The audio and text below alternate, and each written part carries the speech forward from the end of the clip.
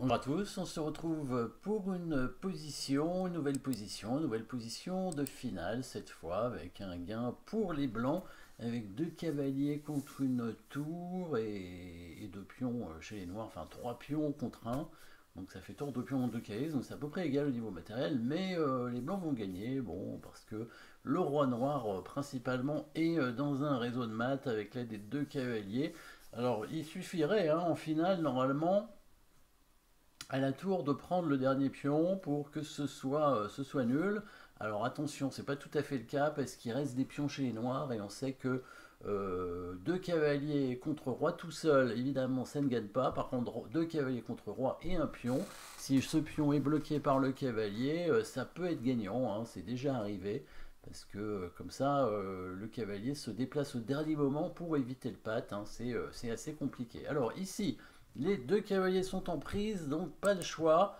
Il faut faire un coup forcé pour éviter de perdre un cavalier. Alors on pourrait éventuellement faire cavalier E3 pour avoir une fourchette, mais on va le faire après le coup échec. D'échec ici en F5, qui est assez logique. Le roi va être obligé de se déplacer en H5. Alors ici, on va pas prendre le pion G3 avec le cavalier parce que sinon on va se retrouver avec les deux cavaliers bloqués ici. Les deux cavaliers qui ne peuvent plus bouger. Alors si, on peut faire échec pour gagner la tour, mais évidemment, le roi va prendre le cavalier et va prendre le dernier pion. Donc là, les blancs ne gagneront jamais, évidemment. Donc on va aller de l'autre côté. L'intérêt ici, c'est que le roi noir est bloqué.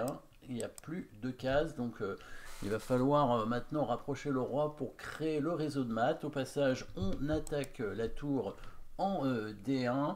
Un réseau de maths pourrait arriver par exemple sur le coup tour D7 échec. On pourrait jouer tout simplement roi F6 et on menace déjà mat en deux coups. Par exemple après G4, peut-être pas en deux coups mais en trois coups.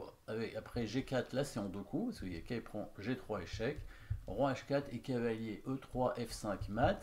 S'il joue un autre coup, coup de tour par exemple, ici on materait, donc on a un coup supplémentaire. Cavalier prend G3, roi H4, le cavalier revient en F5 et le pion avance de deux cases et c'est mat. Donc il y a un réseau de mat sur ce roi qui est mal placé. Donc le meilleur coup certainement pour les noirs serait de venir en G1 pour prendre le pion comme je disais tout à l'heure.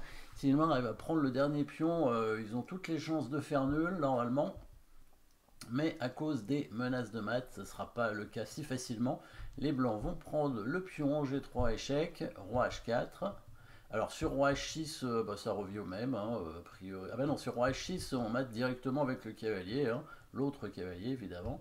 Donc on va en H4, comme ça, il est obligé de mettre celui-ci, parce que encore une fois, s'il met l'autre cavalier, roi G4, on bloque les deux cavaliers en même temps, et en plus le tournoi va pouvoir prendre le dernier pion. Donc le cavalier revient, le roi revient ici. Donc le but de la tour en G1, c'est si le pion avance en G4, de prendre le pion ici. Mais justement, c'est là, vous avez peut-être trouvé la petite fin, après cette petite introduction de cavalier et de tour. La petite fin avec le mat imparable. N'hésitez pas à mettre la pause dans cette position pour trouver le mat en trois coups, en fait, ici, maintenant avec évidemment le pion qui avance de deux cases quand même, la tour qui prend le pion obligatoirement, il n'y a pas d'autre choix, et là la menace de mat imparable avec le coup de cavalier en D5 qui vient donner un petit mat ici en F6, puisque la tour ne peut pas protéger cette case, il n'y a pas d'échec, il ne peut pas libérer de case, puisque s'il bouge la tour, ça ne changera rien, le cavalier défend de toute façon la case d'où était la tour. Donc voilà, c'est mat ici à cause du pion qui est bloqué en G5, le roi noir qui ne peut rien faire. Qu'est-ce qu'on pouvait imaginer d'autre comme coup dans cette position?